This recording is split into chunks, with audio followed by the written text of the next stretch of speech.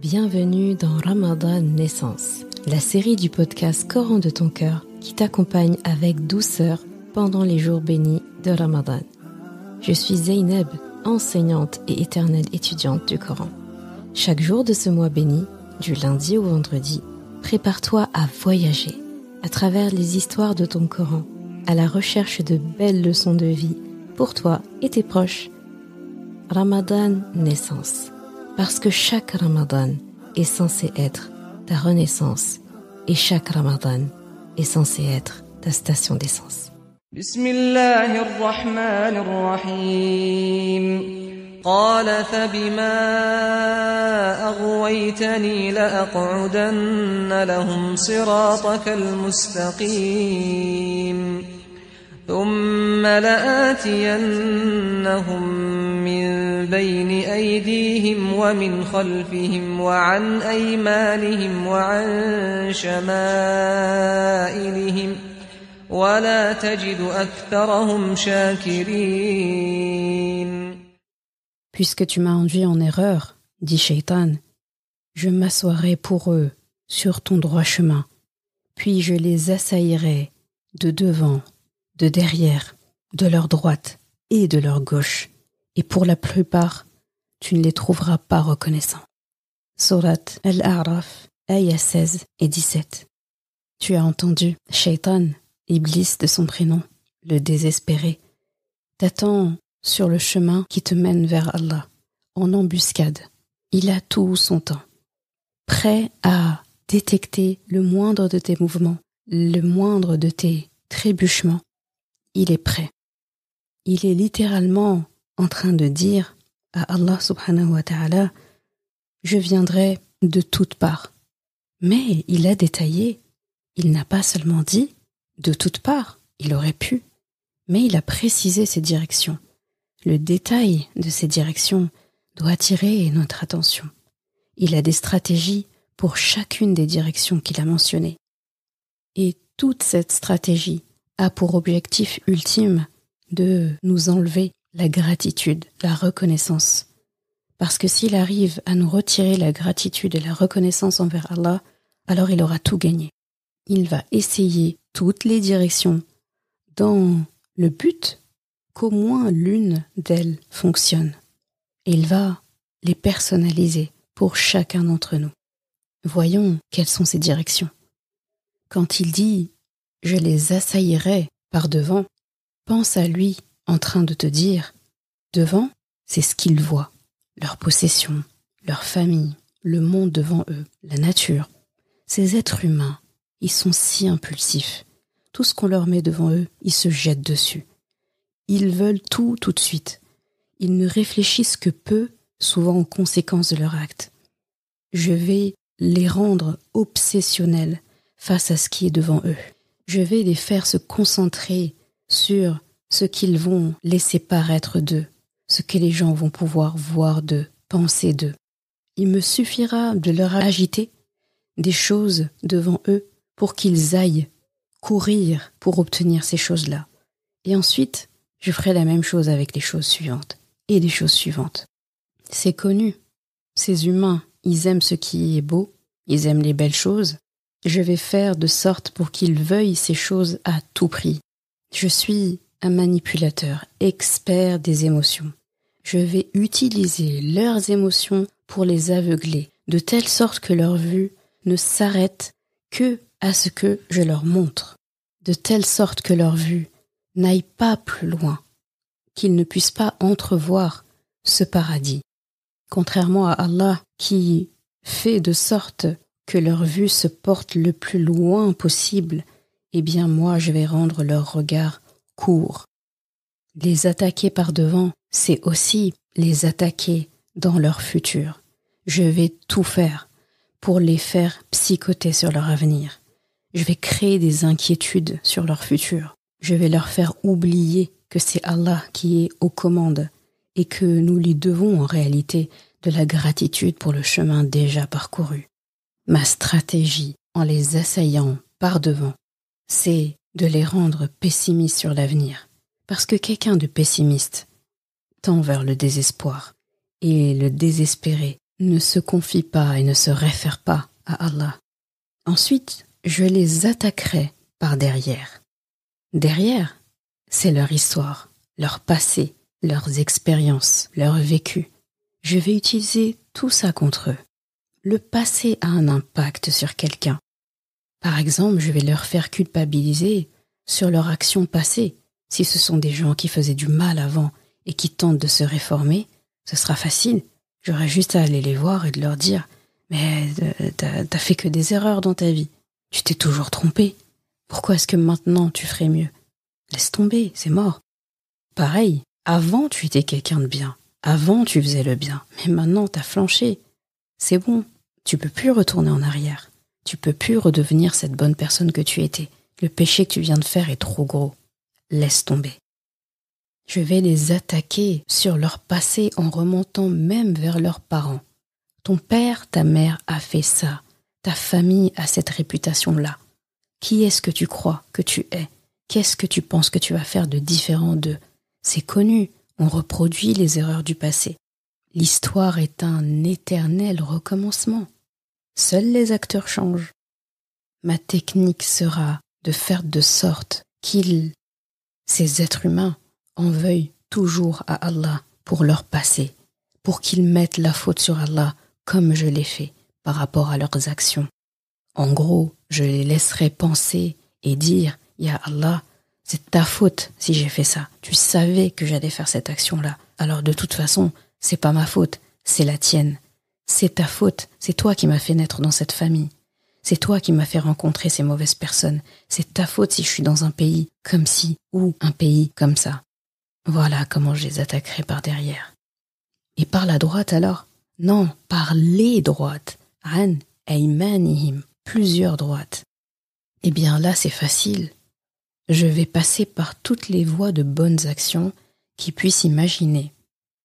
Je vais axer ma stratégie à leur faire embellir leurs propres bonnes actions. C'est facile, je vais les rendre un peu confiants, je vais les complimenter. T'as vu ce que l'autre elle a dit sur toi ? T'as vu ? T'as plutôt bien fait, hein ? Elle a tout à l'heure comment t'as récité le Coran. T'as vu, tout le monde était ému. Top, c'est bien. Je vais leur faire oublier pour qui, à la base, ils ont fait ces bonnes actions. Et puis, je vais aller plus loin. Je vais faire de sorte que ces êtres humains qui font du bien commencent à regarder les autres qui ne le font pas ou qui n'ont pas atteint le même degré qu'eux. Je vais les faire regarder les autres de haut. Je vais également leur apprendre à utiliser le bien contre les gens. Par exemple, à dire la vérité à quelqu'un. C'est bien de dire la vérité, mais sur un ton méchant, à un moment peu propice, tout à fait le contraire d'une parole qui est sadida, pertinente. Je vais leur apprendre à même utiliser le Coran pour servir leurs intérêts. Par exemple, en prenant des versets du Coran sortis de leur contexte juste pour qu'ils puissent gagner leur débat quand ils discutent avec des gens et qui veulent avoir raison. Je vais même leur apprendre à être convaincus qu'ils font du bien, que ce sont des êtres de bien et que leur seule motivation finalement c'est de faire le bien après tout. Je vais tout faire pour leur faire perdre le sens des priorités. Je vais leur enseigner à être gentils à l'extérieur et mauvais chez eux, à l'intérieur. Je vais leur apprendre par exemple à acheter des cadeaux, à dilapider de l'argent qu'Allah leur donne alors qu'ils sont endettés et qu'ils doivent rendre de l'argent à quelqu'un. Et pire que ça, je vais faire pire que tout ça. Je vais leur apprendre à définir par eux-mêmes ce qui est bien et à se convaincre qu'ils font toujours le bien, qu'ils font toujours de leur mieux, jusqu'à ce qu'ils arrivent à un point où faire le bien pour eux se résume à aller à la chasse à toutes les erreurs que font les autres. Je vais les faire se concentrer sur les erreurs et les actions des autres. Je vais leur apprendre à traiter n'importe qui et à tout va d'égaré, à critiquer des membres de leur propre communauté, juste parce que ces gens-là ne font pas comme eux. Je vais leur apprendre à faire des mises en garde les uns contre les autres. Et ainsi, ils perdront leur vrai objectif. le chemin tout droit vers le paradis. C'est pas mal comme technique. Et enfin, je viendrai par l'heure gauche. Quand on a réussi par devant, par derrière, par la droite, en passant par les bonnes actions, quand même, il faut y arriver. Prendre les bonnes actions et les retourner contre eux. Et bien là, je passerai par les mauvaises actions, l'heure gauche au pluriel. Ce sera plus facile à ce moment-là de leur faire du mal pur. Quand quelqu'un n'arrive plus à faire le bien correctement, juste pour Allah, le mal est facile. Je vais les travailler au corps pour leur retirer le sentiment de regret quand ils font du mal. Parce qu'ici, il leur reste du regret, il leur restera de l'espoir. Et l'espoir, chez ces êtres humains, ça m'arrange pas. Je vais leur apprendre petit à petit à se rapprocher du mal. Partout où Allah leur a demandé de ne pas s'approcher, je vais leur faire un pas, puis un autre, et ils tomberont tout seuls dans le panneau. Je vais faire de sorte qu'ils franchissent les limites. Je vais leur embellir le mal. Et mieux que ça, je vais leur faire du mal aux autres. Et je vais pousser le vice plus loin. Je vais leur faire aimer le fait de faire du mal aux autres, alors que cette chose-là ne leur fait même pas de bien à la base, comme médire sur quelqu'un, jalouser quelqu'un. Qui a ressenti un jour du bien, un bien-être intérieur, après avoir parlé derrière quelqu'un, ou menti sur quelqu'un, ou jalousé quelqu'un? Personne. Je vais les rendre perdants sur les deux fronts. Et enfin, je vais leur faire oublier leur propre valeur, parce que celui qui a conscience de sa valeur se respecte trop pour faire le mal, et il se respecte trop pour rendre la vie des autres malheureuse. Voici comment je viendrai de toutes parts vers cet être humain. Tu as entendu toi-même. C'est ça la stratégie de Shaitan. Il vient de toutes parts. Mais il y a quelque chose qu'il n'a pas mentionné dans ses menaces, dans son discours à Allah. C'est 2 directions qu'il n'a pas mentionnées. Il a parlé de devant et derrière, de droite et de gauche. Mais il nous manque quelque chose pour que ce soit complet. Il n'a pas mentionné le haut, il n'a pas mentionné le bas. Et ça, c'est impossible qu'il ait pu le mentionner, tu vas voir tout de suite pourquoi. En bas, c'est la terre, là où on se positionne, avec notre tombe sous nos pieds. En haut, c'est le ciel, c'est le retour vers Allah, c'est le paradis qu'on a recherché toute notre vie à retrouver. C'est ça l'ultime vérité, le haut et le bas. Le haut et le bas, ça ne te rappelle rien? Tu te souviens de la corde d'Allah, fermement tendue du ciel vers la terre? Eh bien, Iblis, le désespéré, ne sait pas faire avec cette corde.